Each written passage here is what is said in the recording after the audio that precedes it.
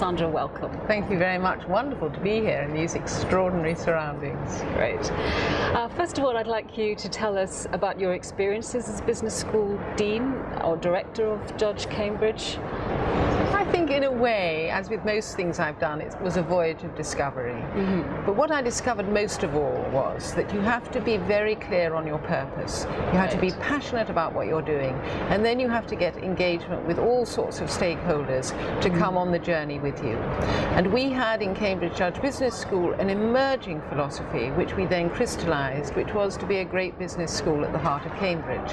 And as such, we were able then to build around the uniqueness of Cambridge and yet put on it a very, very forward-looking slant of the business school.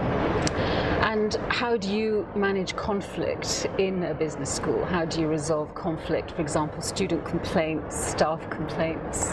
In a way, I don't like to see it as conflict. I see it as difference. Right. Because fundamentally, everyone wants the same thing. You want an excellent business school, a brilliant brand, and a fantastic reputation, which will take each of those who are involved with you to the next stage of their career or to where they want to go. In that circumstance, it's not surprising that people have differences of view about how to achieve that. So the first thing you have to do is listen, try to get some accommodation, and ultimately make a decision about what's going to happen. But you certainly cannot do this alone. You have to do it by engagement and by listening and by realizing that the shared purpose is what keeps us all together. And in terms of creating a research culture and supporting top research? Well, that's in terms of who you recruit and who you retain. Because research comes through the faculty. You can't command people to have creative, innovative thoughts on a new field of work.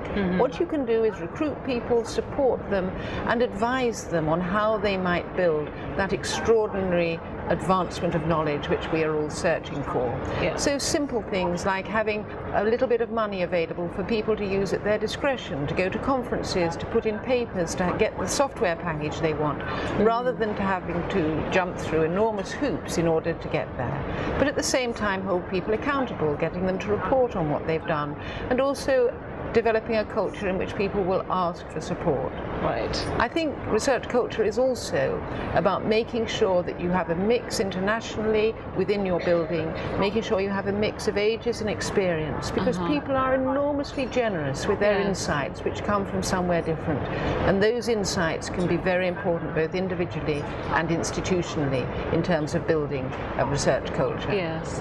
And the issue of fundraising, how do you approach fundraising, and how perhaps do you deal with rejection when someone is not quite ready to give? Well, I never see it as rejection, and I also have a philosophy with fundraising, which is it's wonderful if people say yes, and it's absolutely fine if people say no. And you don't just walk away unless you're irritating them. You look to develop a relationship which will stand you in good stead even though the funds don't necessarily flow. So I've had people who haven't come along with funding, with whom I've stayed in touch, and we have developed a very good relationship, and they're supporters of the school in other ways. I've had people who've said no, and who then go off and do other things, and that also is fine. I think if you see it as a notion of rejection, then you can't go forward. The other thing is, of course, that again it's a question of shared purpose and alignment. If you get alignment between the donor's wishes and how you're building the school, then you have a wonderfully productive relationship. Okay. You've also been very active in chairing committees outside business schools. How would you advise people to go about making productive meetings and ensuring implementation of decisions that have been made? I think you have to be very clear on the terms of reference of the committee and on what you expect, both as a chair and of members. To be very careful how you structure the agenda, and you get out of the business matters. So you deal quickly with those things that are simply for report, and you make sure you have time for discussion. I also try, if you've got a matter of particular contention or difficulty, to see that the committee will discuss it first first without making a decision, to say this is a time for open discussion, to see what we need to get on the table. And then, when you've done that, the next meeting you structure the decision such that people feel they've got sufficient information to move to a decision. But of course, making the decision is only the beginning. Yes. It is just the beginning of how you're really going to affect some sort of change. And again, in business schools, you can only do that if you take people with you. If you get everyone to think that this is what they want to do, or at least that it's a good thing to do, and that they won't stand in its way, or even worse, say, oh, well, I don't think we really decided that, and revisit it in 6 months' time. So follow through, accountability, monitoring, things in a way that one learns from the business world, which can be applied, although the purposes are different, but can be applied to very, very good effect for the purposes of a business school. Okay. And any advice to new or aspiring business school deans today? I think perhaps two pieces. The first is to see yourself in the middle of a variety of stakeholder relationships, and you have to make sure that either you or your team, and delegation is very important, keep really in contact with your students, your alumni, your supporters in industry who are going to give employment and projects to your students, your fundraisers, your home university. All of these people and groups need to feel that they have an investment in and a place within your business school. And as I say, you can't do that alone. The second thing is profoundly important to look to the future.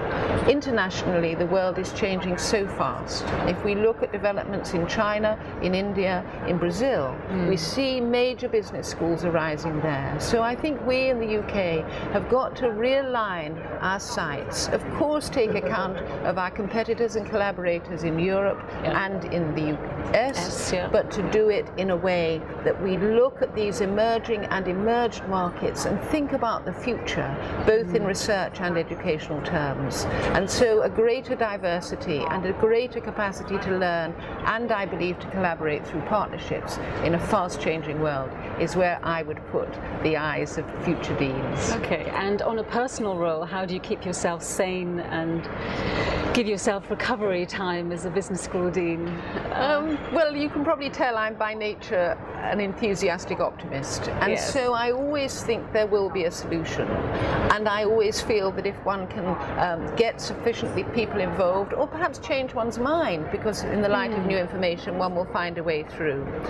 Very practically, I always say that I manage my life, in Cambridge anyway, with two things. One is only going to sleep when I feel that the 24 hours day is complete and I've done everything I should, and the other is using my bicycle, which means that I can be sure of the time I need to get to the station or get to the next meeting, and it also gives you thinking time. Providing you keep your eye on the road, you can also think about things when you're breathing the air and you're outside. I also adore walking, and walking is a very, very good thinking time as well.